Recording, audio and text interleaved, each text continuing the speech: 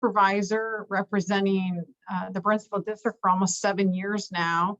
And I really appreciate everybody taking time out of their schedule to participate virtually on this town hall. And for those of you that would also like to participate in person on Wednesday night, that's October 6th, so 2 nights from now, we will be at Patriot High School, and we're going to have the same conversation in person. So we just wanted to offer both options for those that are understandably more concerned about the virus. So we will, at the end of the discussion, open it up for questions. I would ask that if you plan to participate in person on Wednesday night and could withhold your questions, you don't have to, but if there are a lot of questions and folks that are not planning to participate on Wednesday night, let's try and give them some deference tonight so that they can have their questions answered. And we'll just kind of play it by ear, but I'm going to go through, I have some slides that I'm going to ask my aides to share. And I just want to walk through a little introduction about the rural area and what we have done to protect it. And then the big subject tonight will be what I would call the new threat to preserving the rural area. So one of my mottos that I wholeheartedly believe in is that when informed citizens follow and pay close attention to what their government is doing, whether it's local, state, or federal level, it certainly creates a more effective government. And as a local representative, I really do like talking to people about issues that are relevant to Prince William County. And one thing is for certain, we have a very informed public, a lot of well-educated people, very well-educated workforce. And I would say that it's not easy if any politician were to try and dupe Prince William County residents. It's a little tougher to dupe you, which is great. And I take pride in knowing that the Brentsville district and Prince William County residents in general, I believe, are very informed, and kudos to you, because that's why you pay attention and you take time to learn what the relevant issues are of the day. So with that, I'm just going to move along, and Tiffany, thank you. You can switch slides. So last February, so not quite a year ago, the board unanimously approved the Agritourism Arts Overlay District. Everybody knows how popular, not just here in Prince William County, but frankly, across the country, we are seeing this new interest from Americans to enjoy agriculture, enjoy farmland, wineries, breweries, goat farms, more horseback riding interest. And I think that is exciting on a number of levels, but here in Prince William County, we also do what we can to promote that tourism and agribusiness and help small business owners. There's certainly plenty of people in the city or in Northern Virginia that like to get out of town on the weekend and go enjoy some open space, some elbow room. Certainly we know that to be true since the pandemic hit. And so last February, the board unanimously approved this overlay district, which essentially are some tools that will encourage activities, businesses such as this, and make them what we call by right in the ag overlay. And there's a really pretty picture of Sunshine Ridge Brewery, or at least I think that's the one, over on Lake Manassas. Yes, it is. And then we have other breweries and wineries such as Effingham and Cedar Run Brewery. Of course, y'all are familiar with LaGrange out on Antioch. We have goat yoga, and aren't those goats absolutely adorable? And we have Bloom the Flowers, which is out in Nokesville. We have the farm on Vent Hill Road with, I think those are tulips, Burnside Farms, which I know is very popular. And anyway, these are just a few examples of the great agribusiness, agritourism we have going on in the rural area of Prince William. And again, I want to remind everybody that that ordinance was adopted unanimously, and it was a very enthusiastic vote. Everybody on the board seemed very supportive of what we as a board can do to promote agribusiness and tourism, to the point where some of my colleagues were suggesting that we hire more county staff for this. So I draw attention to that right now because I'm going to raise it later tonight and in a different context. And then the other program, which I am very thankful that we finally adopted in May. So the ag overlay was February, then in May, we unanimously adopted the purchase of development rights. And this is a tool that I have been advocating for from the beginning of my time on the board. I definitely believe that we need to put our money where our mouth is. And this is a program where we, the county, and could also partner with the state, with state tax dollars, and pay large landowners to put their land in the conservation easement, and they would concede any development rights. So again, it's called a purchase of development rights, and those conservation easements would be held by a third party. The landowner continues to have title to the land. They continue to farm on the land. They continue to have the brewery on the land, whatever that ag business is. And I think that this is a true tool to preserve the rural area. And it's something that I think the county should have adopted a long time ago. And last May, the board unanimously adopted the purchase of development rights. And I was really proud to champion that. And I believe that this could be a very successful tool. Some of our neighbors in the region have used the purchase of development rights program. Fauquier County, one of our closest neighbors. And then I believe that there are counties like over in Maryland, Montgomery County, that have adopted it. So I, as a fiscal conservative, believe that the PDR program is the right tool in the long run to preserve that land, use public dollars to reach that agreement with the large landowners and fend off what the development, higher density development pressures would bring down the road if the rural crescent were to ever fall. Because you and I both know that building roads, schools, and lots of county services is in the long run a lot more expensive than the PDR program. So I think up front that this is an ounce of prevention is worth a pound of cure, and this is the right program.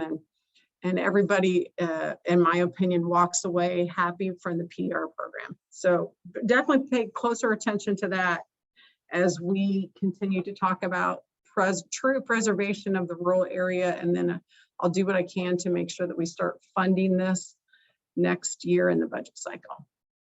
Okay, so the big new threat to the rural crescent, and y'all are probably already familiar with it because you're informed, and I know you pay attention to what the board is doing and local news articles.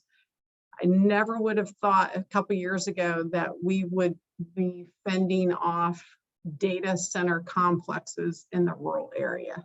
For years, I thought that the biggest threat would be the suburban sprawl.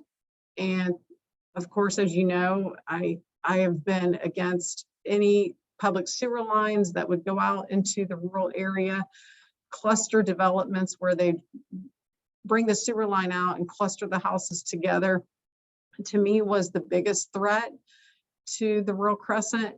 And I actually am disappointed to tell you that I was wrong. I actually think that the industrialization of the rural area is now the biggest threat.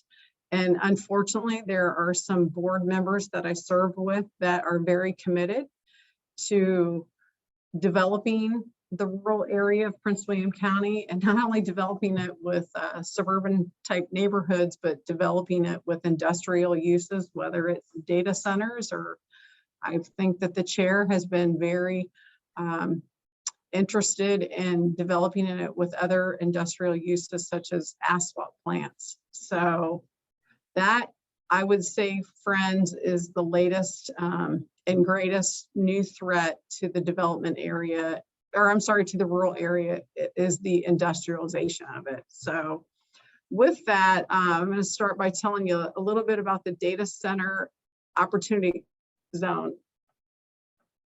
overlay. So back in May, well, actually, let me back up. In March 2nd, I objected to a directive that the chair gave to look at the entire county for commercial and industrial use. And as you know, we have the rural area, which is what we know as the Rural Crescent. And with that, we have a policy where we not only don't allow sewer lines out there, because sewer is really what dictates your development. And without the sewer, that really fends off development pressures. And she gave a directive to study the entire scope of Prince William County for commercial and industrial uses. I objected to that. And then on May 18th, we had a more formal discussion about that directive.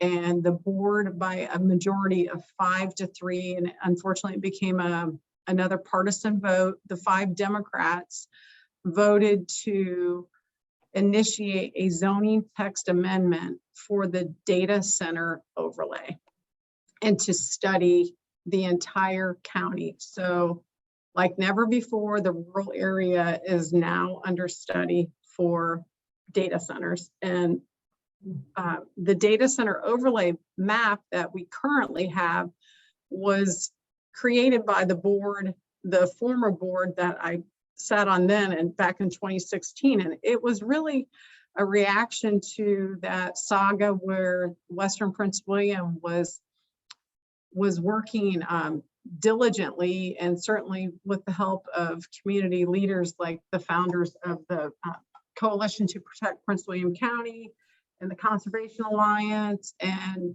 Save Carver Road Alliance, to protect our communities from a large Dominion Energy transmission line. And the reason we created the overlay, and that's where those blue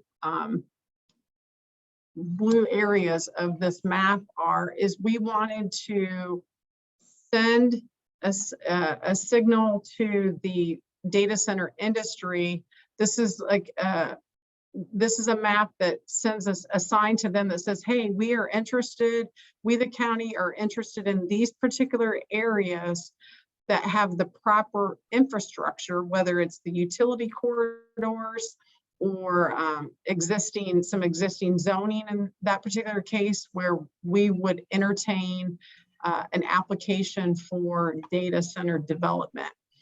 And that gives the market, gives the industry certainty, which is what they oftentimes need while doing business.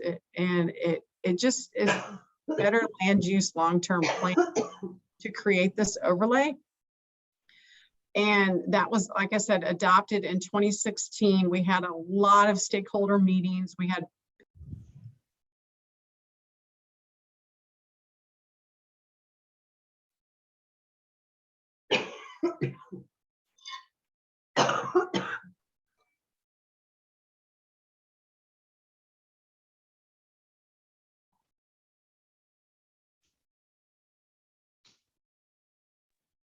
all right, I guess you guys probably didn't hear about the last minute or two of what I heard, what I was saying, but anyway, the overlay was created as a reaction to the Haymarket transmission line that finally we won, and Dominion Energy has to bury, and they're actually constructing it as we speak, out to the data center area off of Route 55.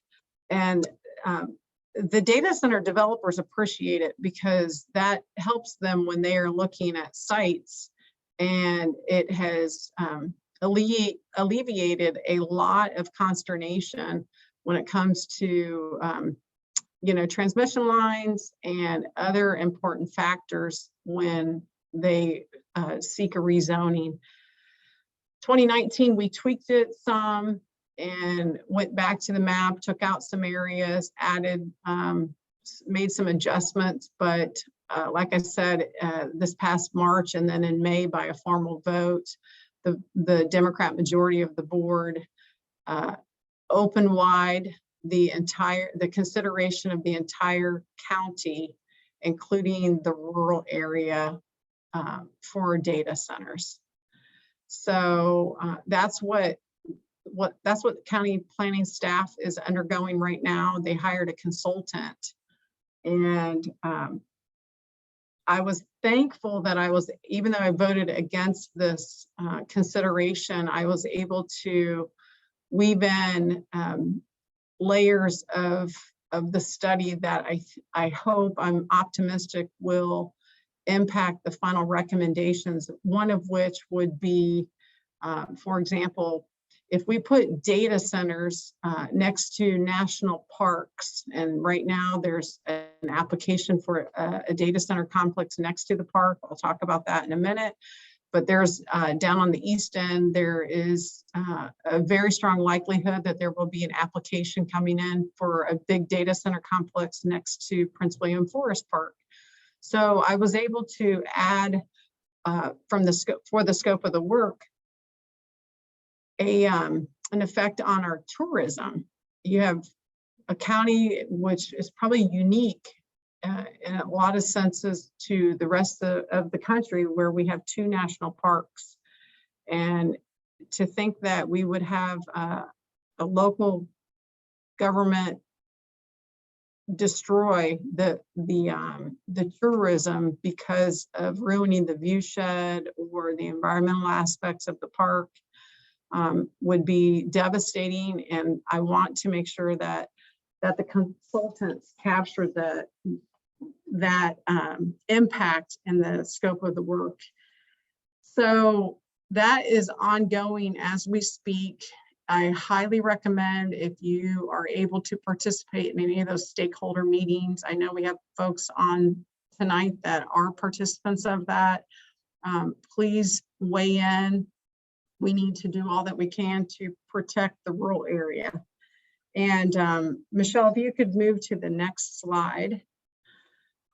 So this is the project that somehow was able to be separated from the rest of the applications for the comprehensive plan amendment. So without trying to get too wonky on you, we are not only are we looking at the entire county for the modified data center overlay, but we are also going through a what's called a land use chapter update. So you have our comprehensive plan, which is a guiding document for the county. And within that plan, you have many chapters. One chapter is land use. So essentially development. How do we want the county to develop in the next 20 years? And then you have the mobility chapter, which is the transportation modes. So most development applications were filed earlier this year, have been told by county staff that because we are undergoing this process, which we are required by the state to do and update every, I think, 10 years, we're going through this process of updating it. They need to wait for their applications if it was what we call a comprehensive plan amendment. But Prince William Digital Gateway has found enough favor with the chair and other board members that it they were successful in getting their application pulled from the process and heard separately. And that was a vote that we had in July. So everybody's familiar with the Manassas National Battlefield. This is an application to rezone that land, not only in the rural area, but next to a national park, and build a massive data center complex next to the national park. I've been on record calling it absurd. It's an absurd development idea. I reject it for many reasons, one of which is that it's in the rural area. Secondly, it is next to a national park. No surprise, the park superintendent has very grave concerns about the impacts that it would have on the park. The applicant likes to deceive people into thinking that the Gainesville crossing, which was a data center application on Highway 29, it sits between 29 and 66. The board approved that in December of 2019. It's in the Gainesville district, and I supported that project. And it is A, not in the rural area, and B, it is near the park, but it is not adjacent to the park. Matter of fact, the applicant worked very closely with the park superintendent to earn the support of the park by allowing very large tree buffers and other factors. So be very careful if you hear in the public dialogue that because Gainesville Crossing was approved, we opened the door for the Prince William Digital Gateway. That's simply not true. Again, I want to say that that was in the development area, not in the rural area, and big, wide, forested existing tree buffers that need to be brought to everybody's attention. Anyway, this is a project off of Pageland. I also believe that there is a strong likelihood that there will be historical resources that are found. As you know, it was the first major battle in the Civil War, and then a couple years later there was another major battle there. And every applicant needs to go through an archaeology study. I know that there's a lot of land along Pageland that has wetlands, so this meets many challenges. And what's unfortunate is that the people along Pageland believe that they can cash in and sell their land to data developers and take their millions and move on, while the rest of Prince William County and the Department of Interior are left with the damage. And folks, I'll be very blunt. If this area were to fall, then I don't know why we wouldn't expect the rest of the rural area to fall. So what is highlighted here in red is the entire area up and down Pageland. All those landowners that you see within this red area are the folks that have now applied for the comprehensive plan amendment. So amend our comprehensive plan so that we no longer protect this area and treat it as a rural area, and rezone the land to allow for a heavy industrial use. That large transmission line has been there for a long time. I would venture to guess that many landowners that have moved in there in the last 10 years moved in there long before or long after the transmission line, but the applicants are using that transmission corridor as justification for their application, which I reject. And I would like to think that all of you, if not most of you on this town hall, agree with me that this would have a catastrophic change to the character of our county, to the character of the rural area, to the character and viewshed of a national park. And frankly, I think it would be the most devastating blow to Prince William County when it comes to our land use, when it comes to our tourism.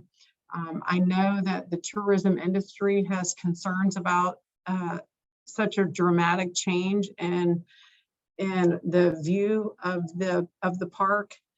And I just highly recommend that if you are watching this and participate in this town hall, that you get very active and pay attention to this, because this will be another battle, I should say. And yeah, somebody just said Pageland becomes a wax pool. That's right. If you're ever up in Loudoun County and you've traveled on Wax Pool, that's exactly what you can imagine Pageland Lane to be. And that is very frightening to me. Okay, let's go on to the next slide. So that is a really pretty view that we had taken from a drone earlier this year. That is actually the headquarters, or the visitor center of the Manassas National Battlefield. So just imagine to the left of your screen, all those pretty forests back in the left would suddenly be massive warehouse looking data centers. That, my friends, like I said, would have a catastrophic impact on the county. And all those landowners along Pageland would be long gone, while you and I are suffering the effects of that. The environment, the watershed would be devastated. All these data centers, imagine all the construction traffic that would be in the western area, and the existing traffic after the data centers are up and operating. There's a lot of construction traffic while under construction, but there is definitely still traffic with the various services and employees going to and from. So be very concerned about the long-standing effects of a data center complex in the rural area, whether it's here or the next slide we can talk about. So this slide, Michelle, do you have a slide about the house before we, there we go. So this is the latest. So the first threat was over by the battlefield.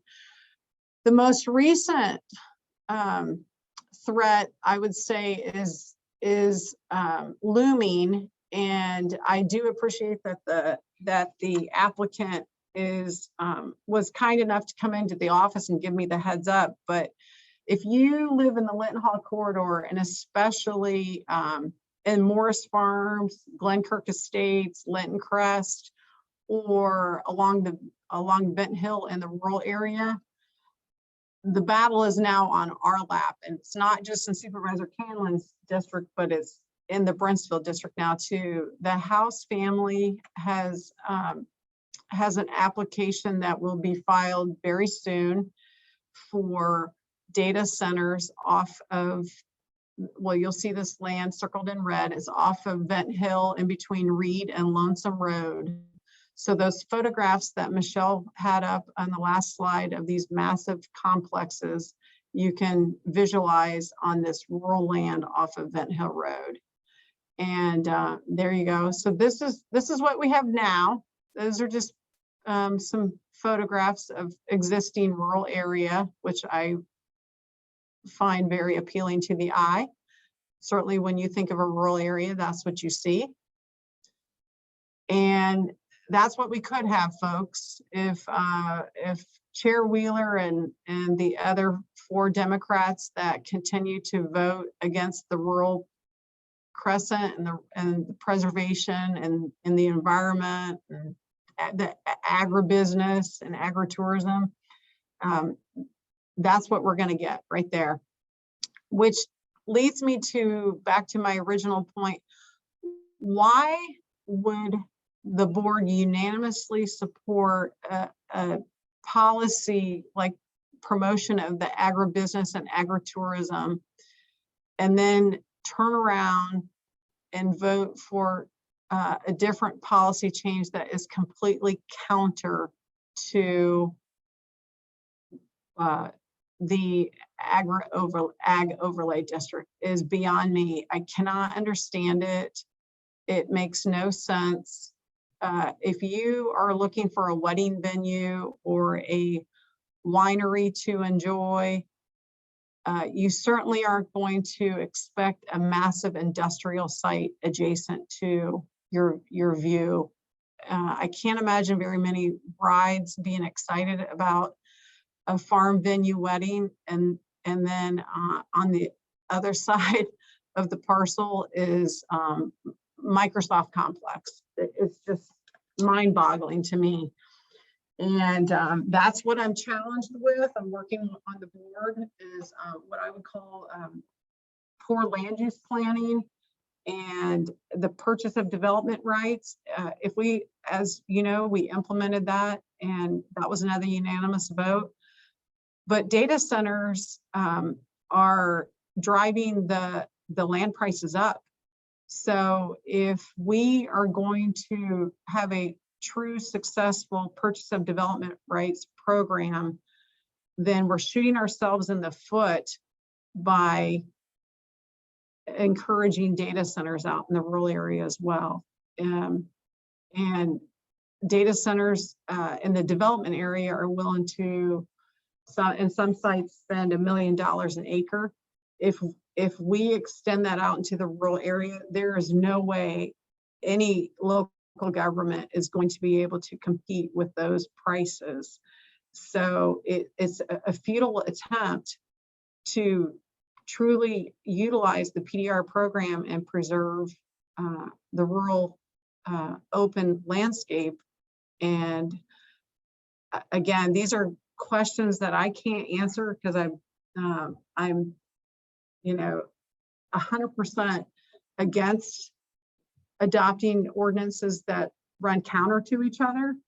But I encourage you to ask my colleagues on the board how they can support two different ordinances that work against each other, and frankly makes me scratch my head. So I encourage you to ask them, because maybe you can get better sense out of it than I can.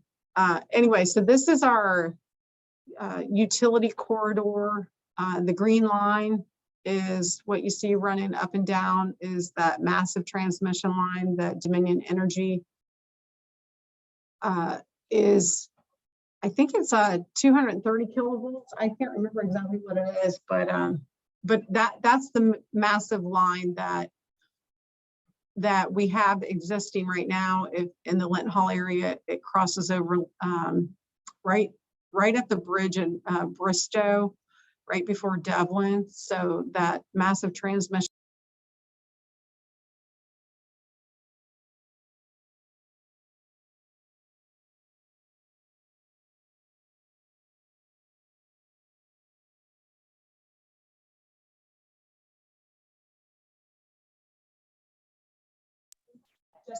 Okay, sorry, somehow I got muted again.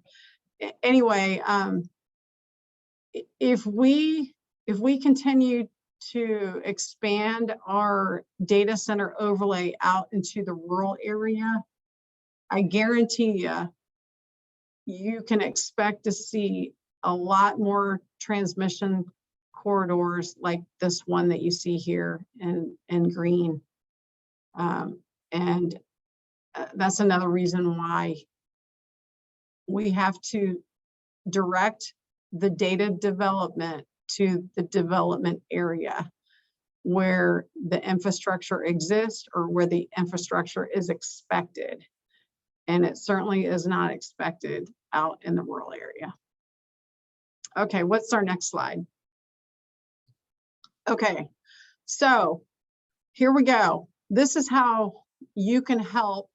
You look at all those names of all those organizations that stand with me in protecting the rural area. They stand with Supervisor Vega. They stand with Supervisor Canlin. It's a bipartisan coalition. I'm really proud to work with all these great organizations. First of all, hundreds of citizens have either emailed or come and spoke at multiple board meetings about the rural area and the desire to keep it, protect it. It's part of who we are as Prince William County, and it crosses party lines. It's not a partisan issue at all. And I highly encourage you, if you have not participated before, to get involved with not just an organization, but come down to our board meeting and speak during public comment time. American Battlefield Trust, Prince William Forest Park Superintendent has great concerns, like I told you about the Battlefield Superintendent. So the same is true for the Prince William Forest Park Superintendent.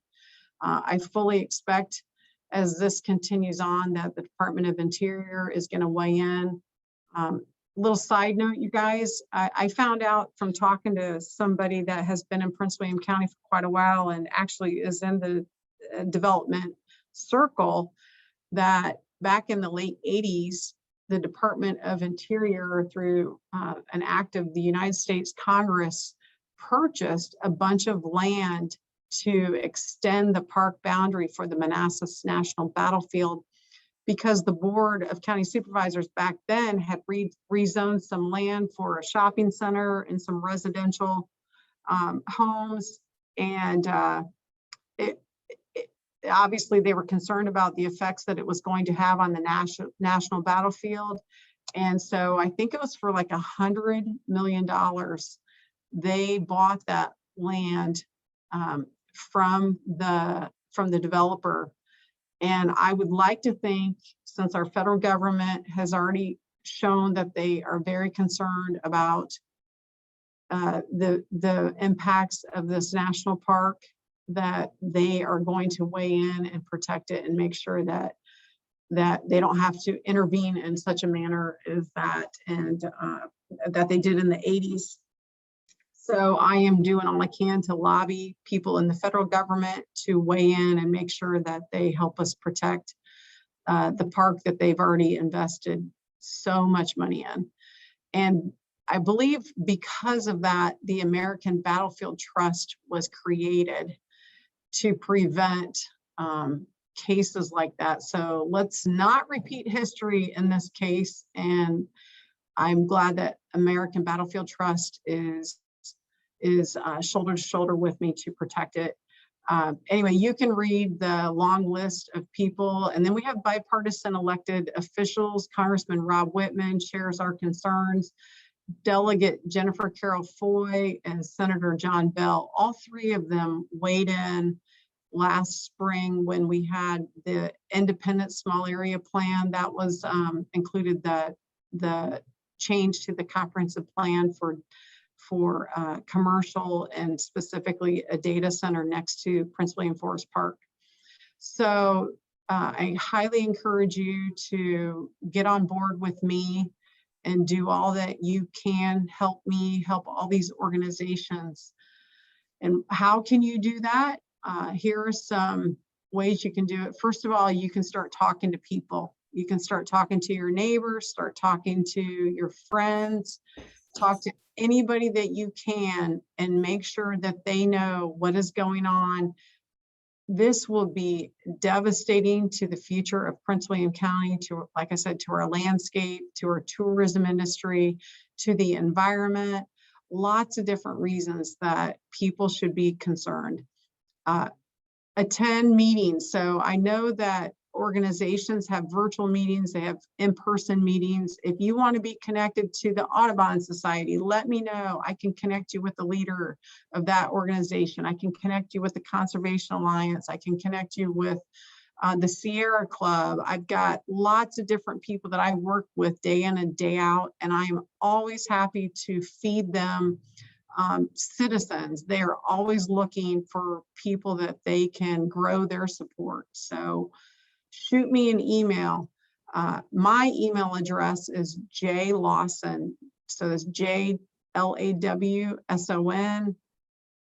at pwcgov.org, or you can send the entire board an email. One address goes to all 8 of us, and it's right there, BOCS, for Board of County Supervisors at pwcgov.org. Letters to the editor, that is another great tool to raise awareness, raise public attention.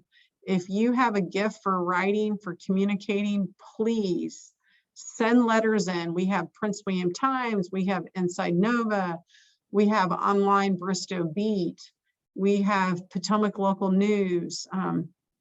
Please write letters to the editor and urge this Board of County Supervisors to protect the rural area and reject data centers, the applications for data centers in the rural area. Let's see, our board meetings are down at McCourt Government Building. I highly recommend that people start attending those. We meet on most Tuesdays at 2 o'clock is our afternoon session, and then most times we also meet in the evening. If you are looking for our schedule, shoot me an email. We can send you the link that shows exactly what dates the board meetings are every month. Again, they're not every Tuesday, but most Tuesdays. Would love to see some new faces come and speak and address the board. You can read whatever you write in advance, or you can speak from the heart. If you don't like to speak, you can have somebody that is more comfortable with speaking, and then you can just be there for support. And again, strength in numbers, and I highly recommend that you participate and get active. And I think that's all I have. I'm actually looking forward to listening to you and your questions. So we are asking you to, I think we're going to have you write in the chat room what your question might be. And I am looking to see, Tiffany, why don't you come in here and tell me if that's exactly how we're going to do it. There is a question about Vulcan Quarry. Any news on Vulcan Quarry on Route 28? No, not that I know of. As far as, you mean Vulcan wanting to apply for a special use permit? I don't see the question, Michelle, but no, that I don't have any news, and nothing has developed about that. So Casey asked, are you aware that the standard lifespan of any data center is only 10 years? After that, the building has served its purpose because the materials left. No, I don't. I think that there's speculation surrounding that, Casey, but I don't believe that we know definitively. Of course, the industry believes that they will be here long term. I mean, frankly, as long as we continue to live on a need for data storage, whether it's our phones, our laptops, I agree with them. I'm sure that, like everything else, they'll find efficiencies and they'll reduce the size of what they need, just like in the 80s computers. Remember how big they were, and now we have computers that are the size of our phones. So I would definitely pay close attention to this debate, this discussion. I think it's a very valid question. Nobody knows what the future is 20 years from now, but wouldn't it be awful to ruin the landscape of our rural area? And then 20 years from now, they're just considered blight. That would be devastating. On that note, one other thing I wanted to point out, back to that overlay district study that I was able to include in the scope of work, is the tourism effects. I also included that the consultant study areas of the county in the development area that are prime for redevelopment. So we do have commercial blight in certain parts of the county. And I certainly think that it makes a lot more sense to consider redevelopment of those areas with data rather than permanently ruin the rural area. And I'll be anxious to see what that is. Another concern that I have is in the event that Pageland were to be approved, my concern too is that that's going to suck up all the demand for data. And then you miss out on all the development opportunities in the development area or in the redevelopment area that I just spoke of. So to me, it just makes so much more sense from the land use planning that you would exhaust every area in the development designated part of the county rather than recklessly build in the rural area and ruin its permanent features. Okay. Supervisor Lawson, we have a question. If you could speak to the proposed Village Place Technology Park at Cat Harpin and John Marshall Highway. It's my understanding that that is going back to the Planning Commission later this month. But to be honest with you, it's not in my district. I know it got tied up at the Planning Commission a couple months ago, but I don't know anything more than that. We have another question. Are we considering the special tax breaks, rate, and computation details for data centers? Are we, say that again, Michelle? Is that written that I can see it? Okay, so the tax revenues from data centers are a few different streams. One of them, a big one, is the real estate rate. They pay real estate taxes like we do on our homes. The other one is the computer peripheral rate, and that's the tax on the servers. So all the equipment internal to the data centers. And the board majority has been raising that rate, phasing it up. And I wouldn't call that a tax break. There may be tax breaks at the state level, but we have different tax rates than our neighboring jurisdictions, but I wouldn't necessarily call it a tax break. And maybe that's a more technical way to answer it, but they definitely are going up, which I know pleases a lot of homeowners. The computer peripheral rate in Loudoun County is significantly higher here than it is here. That is being phased up by this board. I actually, it's a very complex, it's a complex discussion because the way we assess their properties on the real estate side is different than the commissioner of revenue up in Loudoun. I don't want to get into the nuances of taxes, but to answer you, yes, the computer peripheral rate is being phased up.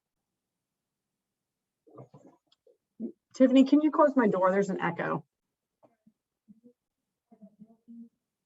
Michelle, you're muted.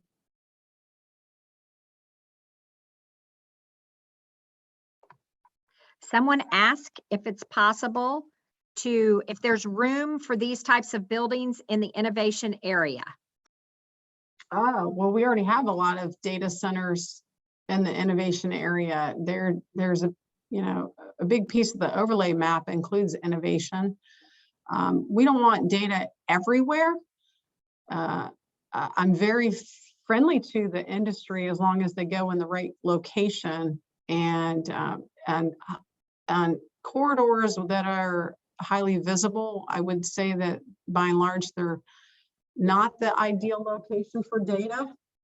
Although I am glad that we have improved our design guidelines. So we have now built into these rezonings 5 different features that we ask applicants to proffer at least 3 of the 5 so that these newer data centers look more like an office building.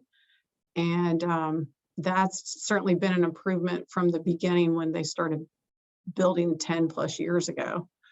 But I think that for the most part, data centers also kind of like to be not completely hidden, but not necessarily known to everybody that's what their function is.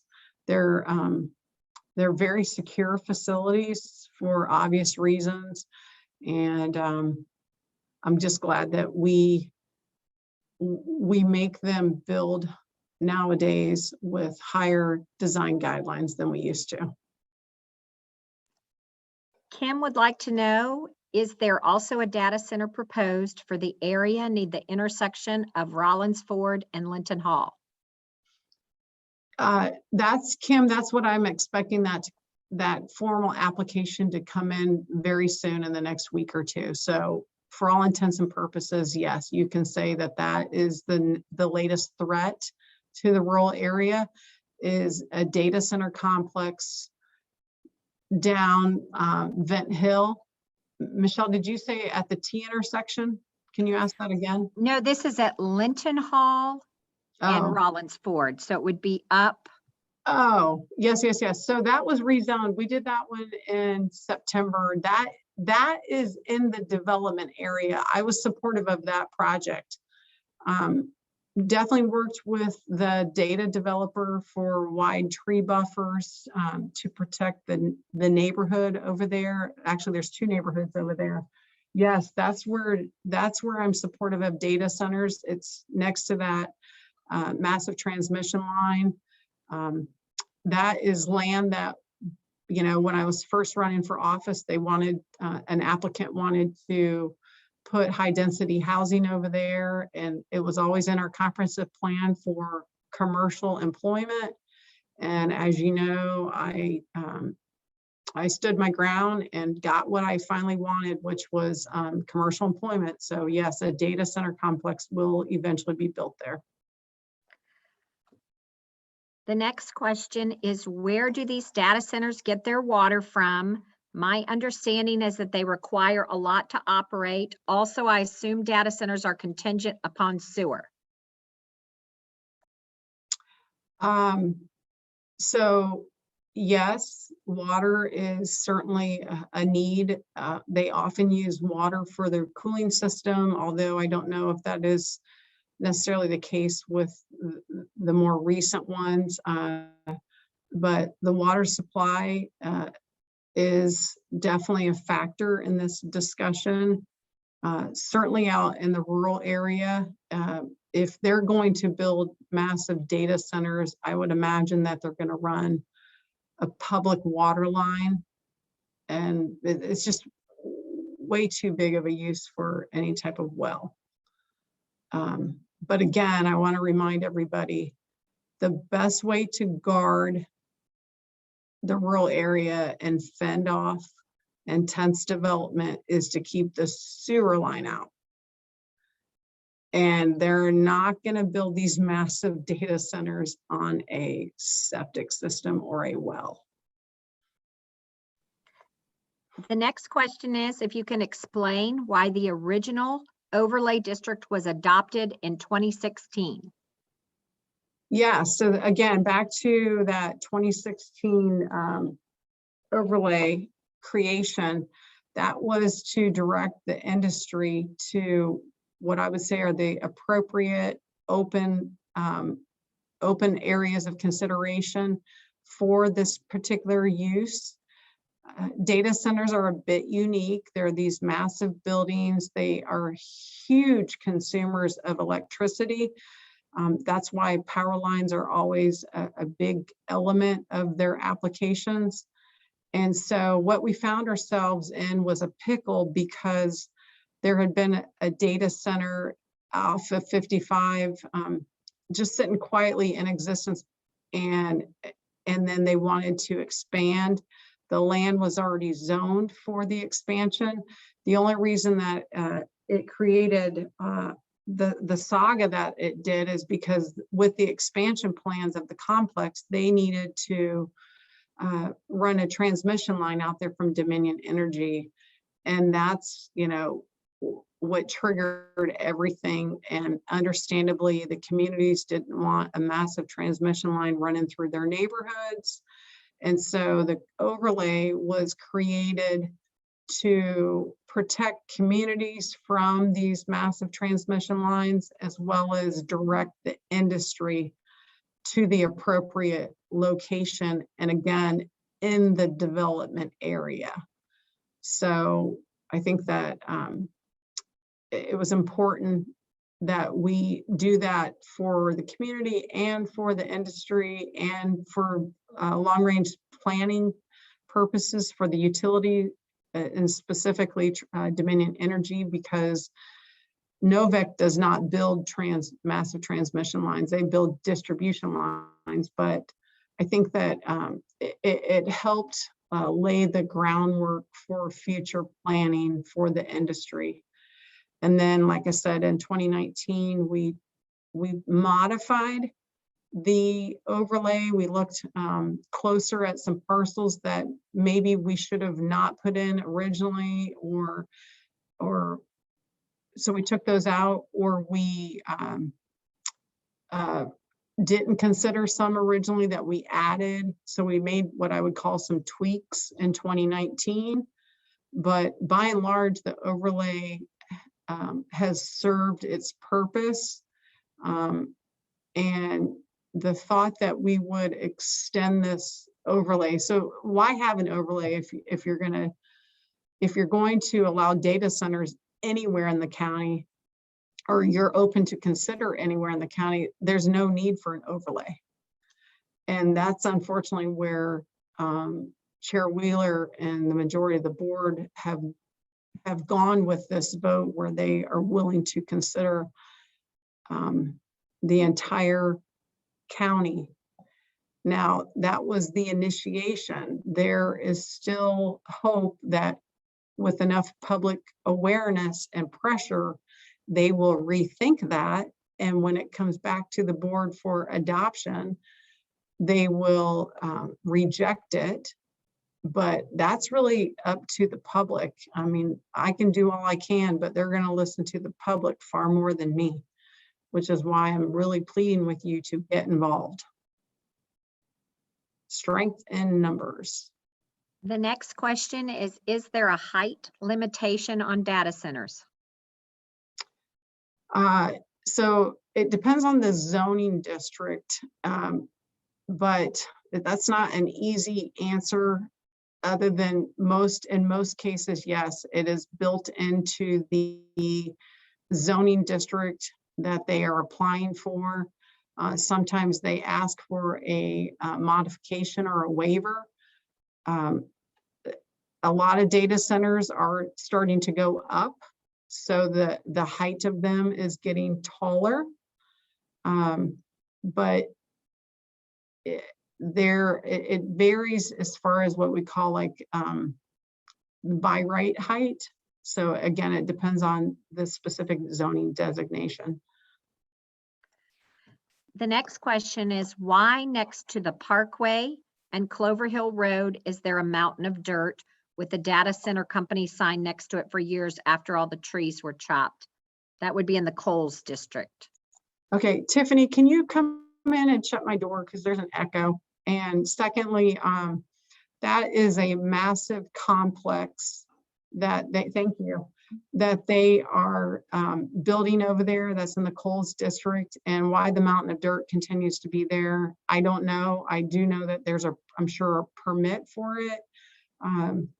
But that is going to be a complex with, I think, 8 to 10 different buildings. And my guess is that right now they have less than 5. So you're going to look at that dirt for a while they build out that complex. The next question is there a proposed housing development at the intersection of Rollins Ford and Vent Hill? A proposed housing development? No, not at the intersection of Vent Hill and Rollins Ford, no. But we do have a park coming online in the next couple of years, the Rollins Ford Park. We're actually out to bid right now, but that's on the county-owned land, just on the other side of the bridge next to the Manassas plant. The next question is, how did we go from a rural presentation study to a rural industrial plan? What happened to the transparent public process? That's a great question. And you know how we got there? With an election. In 2019, the county elected 5 members that are very pro-development. I would also say that none of them publicly ran on a plan to industrialize the rural area. The chair, Ann Wheeler, has completely reversed her position on the rural area. 10 years ago, when she was running for the Gainesville supervisor seat, she actually signed the Rural Crescent Pledge, like I did, and I haven't changed my position. And the pledge is that you want to protect the rural area, and the best way and the most successful tool is to keep the sewer lines out.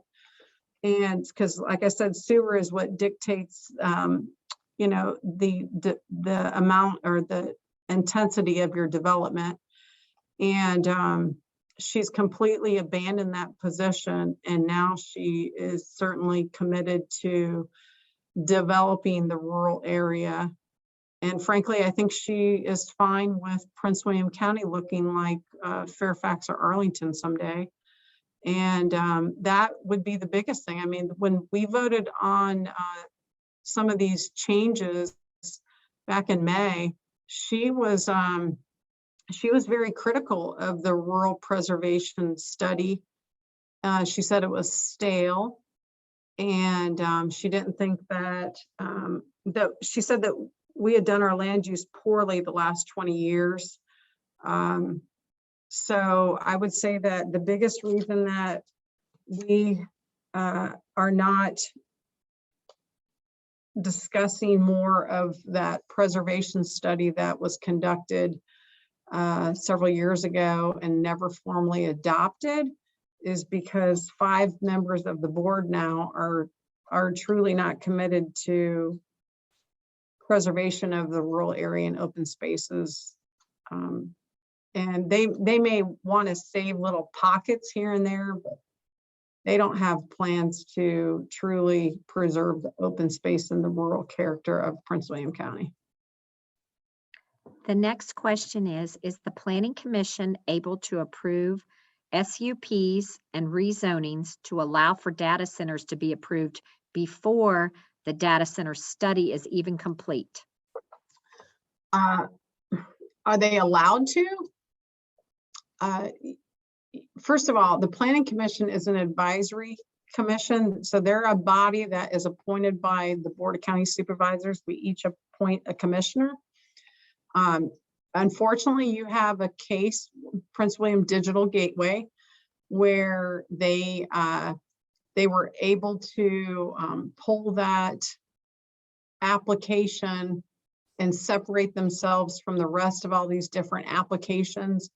And frankly, they were given favor and advanced. And so will the Planning Commission take up that case, Prince William Digital Gateway, the one by the battlefield, before the process is complete, where we update the entire chapter of the land use chapter of the comprehensive plan? Yeah, I think that there is a really strong likelihood, because the applicant has, and you know, she has the ear of the chair and other board members. And as you guys know, I mean, oftentimes it's not what you know, it's who you know and who you have favor with. And I think that you can probably bet that that application is going to be heard long before any other applications. And if you live on Pageland and your case isn't going to be heard in the first phase, then I would be worried that you're going to be left in the lurch, because there's a strong likelihood that those other cases are going to have to wait till later next year, when the the planning department is ready for the complete land use chapter to be updated. Next question is, there was a plan for transmission lines from 66 north up Route 15. Is that still in the plan? In the Dominion Energy Plan, I don't think that Dominion Energy isn't going to show us everything that they're planning. It's very proprietary, but I definitely, if you live in that corridor, I would be on guard without a doubt. That was one of the routes that they considered 7 years ago over this whole Haymarket line. So I think that if you live in that area, you should remain on guard. The next question is, can you speak to the importance of the role the Rural Crescent, our Occoquan watershed, plays in the quality of Occoquan Reservoir, a drinking source for 2 million people in the Northern Virginia region? Yeah, that's a great question. Look, the more we develop Prince William County and we develop it in a sloppy manner, like opening our rural area to intense development, and you have what I call impervious surfaces. So asphalt parking lots with massive buildings on them, and you have a lot less land to absorb the stormwater runoff. That is absolutely going to affect our watershed, our reservoir, the Occoquan Reservoir, which is our source of water. You certainly are going to have long-term consequences with the Chesapeake Bay. And I think that everybody has a reason to be just as concerned about the environmental impacts that we will endure. And again, I'm befuddled when some of my colleagues on one side of the mouth, they want to, portray that they are very concerned about the environment, climate change, and then they turn around and on their land use votes, they vote for something that would be counter and devastate the very thing that they portrayed to be concerned about. So one thing that is for sure, that some of them are not consistent with their positions and their votes. And I've always been a conservationist who is very concerned about opening the rural area to development and the effects it would have on our environment. And like the question said, on our drinking supply. So I think that, yeah, that's a worthy argument that needs to be repeated over and over again. And I'm really thankful that we do have the environmentalist groups paying attention. And that is something that needs to be front and center in this discussion. There is a question about how many data centers currently exist, and do you know how many are planned for the future? I don't know how many we currently have. I would guess maybe around 30, and they're always building more. So maybe 10 under construction. That is a guess. I don't have anything readily available in front of me that would be an accurate answer. I can certainly find it. I'll get a better answer and have that on Wednesday night. That's a great question, but I think we have at least 30 under operation. And our revenues have grown dramatically. We certainly appreciate that this targeted industry is building here, but again, they need to build in the right location. We can't allow, frankly, we shouldn't allow any industry, whether it's the home building industry, the data center industry, or the bakeries or Chick-fil-A, to go wherever they want. That's why you have zoning and land use planning, because we need to live in a civilized area where proper zoning is planned and well thought out. And I don't think that we, the board, owe it to any industry to allow them to build wherever they want. That's just reckless. The next question is, are the tax bills, including personal property tax, for data centers public so we can be informed, have an informed debate whether the obstructions, eyesores, et cetera, and the jobs are worth it? I don't know if the actual bills are public. I don't know. I don't think so. I don't know. I know that the Board of Equalization takes up, and they're a public body.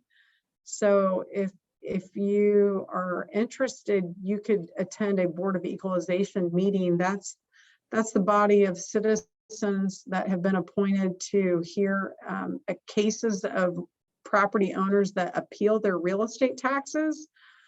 But I don't know if that's proprietary, or as far as the actual total tax bill, because again, they pay computer per field tax, stormwater fees, real estate taxes. I can get better answers for that and have it on Wednesday. I really don't know for certain.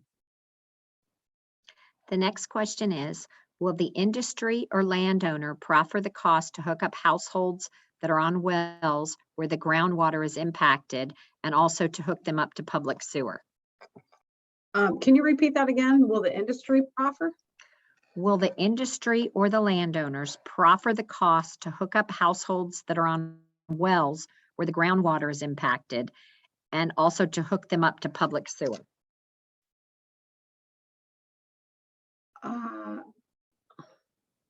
I'm not sure I understand that, Michelle. Are they talking like if they're impacted by a development case? I don't. Yes, Can you but give me if some a more data center context? comes to near someone who's on sewer and Okay. on well water, would Okay. the data center or the landowner pay to hook the homeowner up to sewer and public water? That's okay. Now I understand. So that's a great question. Would the data center developer proffer if their development affects the water supply of their neighbor? Great question. I would tend to think no, they don't want to proffer that.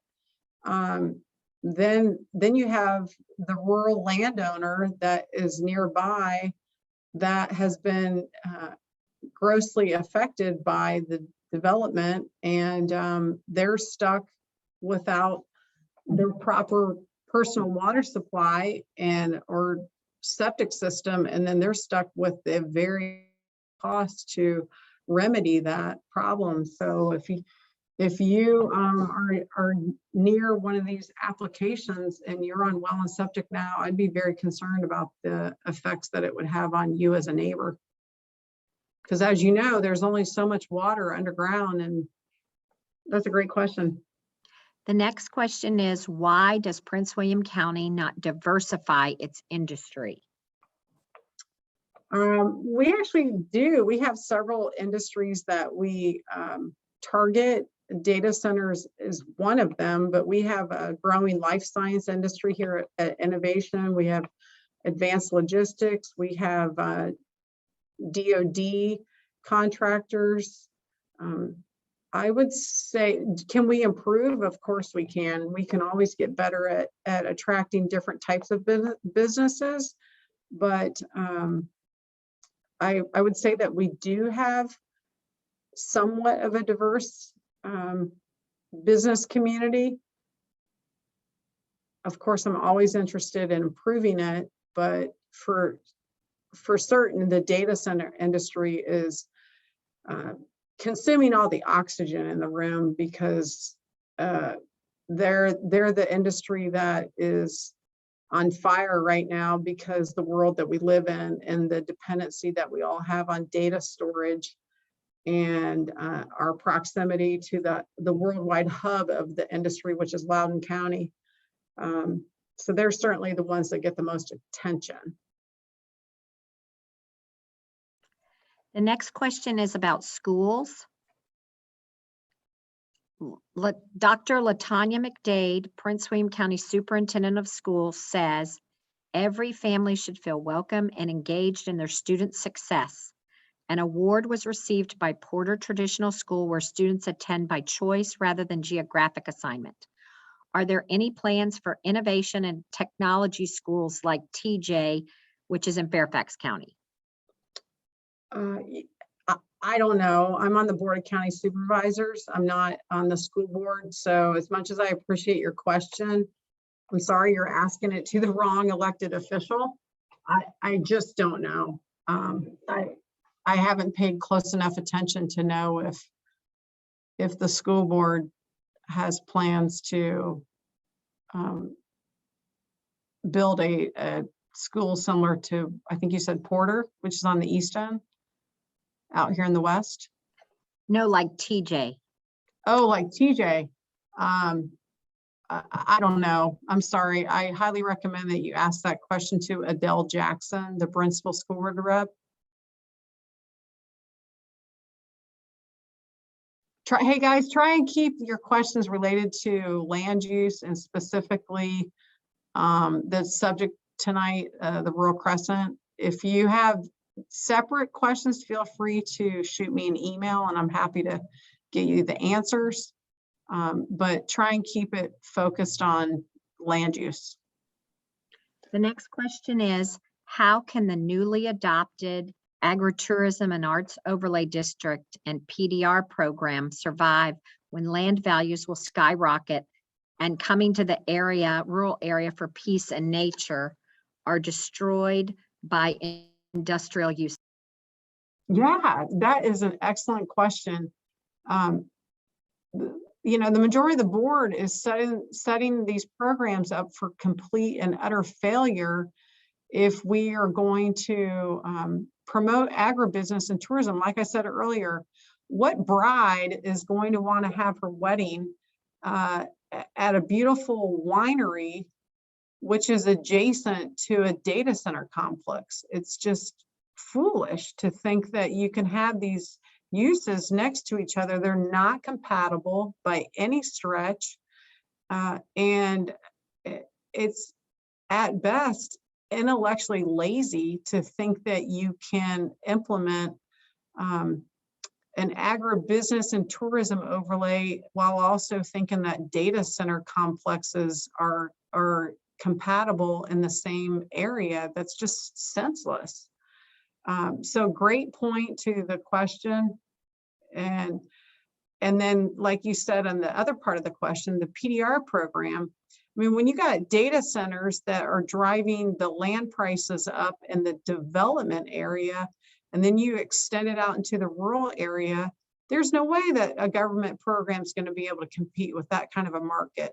So therefore, we're not even going to have one because they implemented a policy that shot the PDR program in the foot. That again is at best intellectually lazy.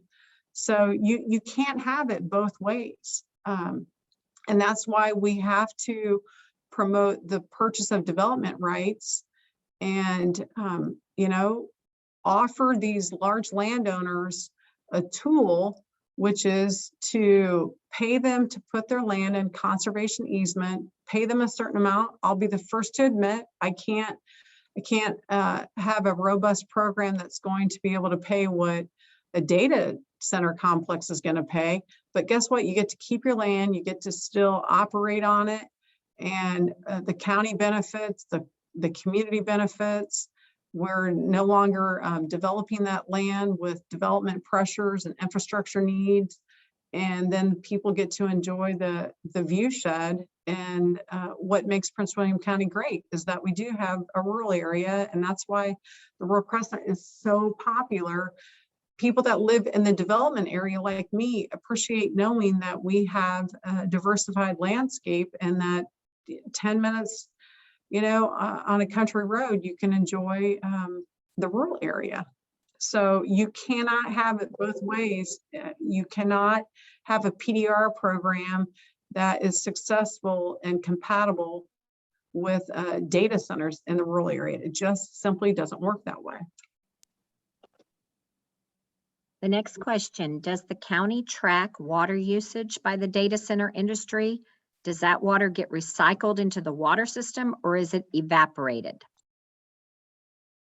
I don't know. I don't know. Do you know, Michelle? I don't know if it's probably some of both. I would guess that they use some what we call gray water for their cooling system, but I don't know enough about the industry itself to know exactly what they do at each data center.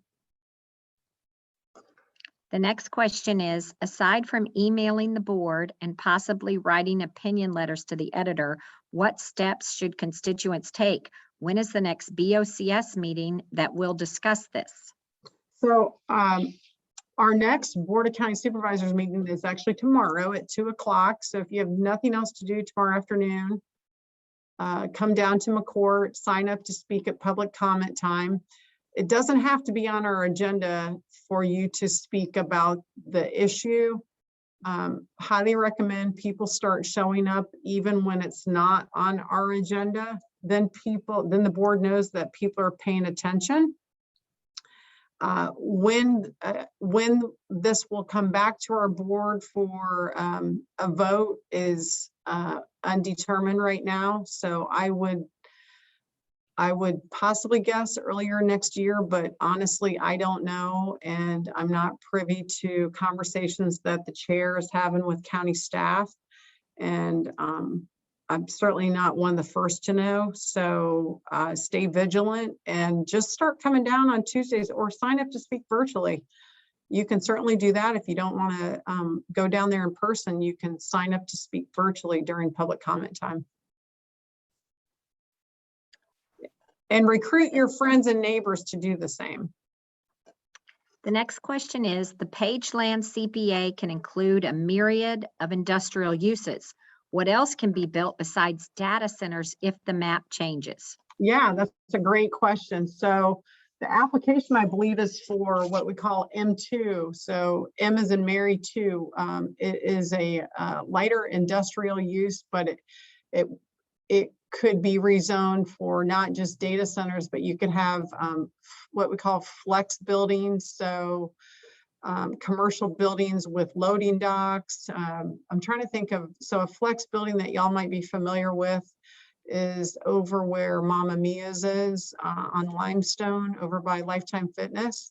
There's a little business park right next door to it. That's considered M2. So you could have like the person said, a myriad of questions, or I mean of data uses / flex operations. So good question. The next question is, what specific industries or companies do you want to attract to Prince William, and what specific land do you want them to use so we can get more taxes from industry and get away from the dependence on residential taxes? That's a great question. I personally, being here in Innovation Park, and right next to George Mason University, the SciTech campus, I have become interested in the life science, the biomedical research. Listen, these researchers are so smart. They're a lot smarter than me, and they are studying things that are on the cutting edge with pharmaceutical products. I think that we could really make a name for ourselves and market ourselves as a life science hub. Would love to take away business from Montgomery County and where NIH is. With the virus, of course, that has generated a whole new interest in research. A lot of federal dollars going to research. We've already got some existing corporations here like ATCC, and like I said, the SciTech campus. We've got wet labs, we have the science accelerator. So if I had to pick an industry that I would really like to court aggressively to come to Prince William, it would be life sciences.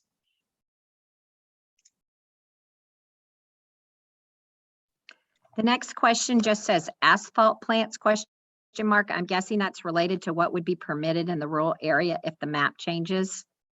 Mm.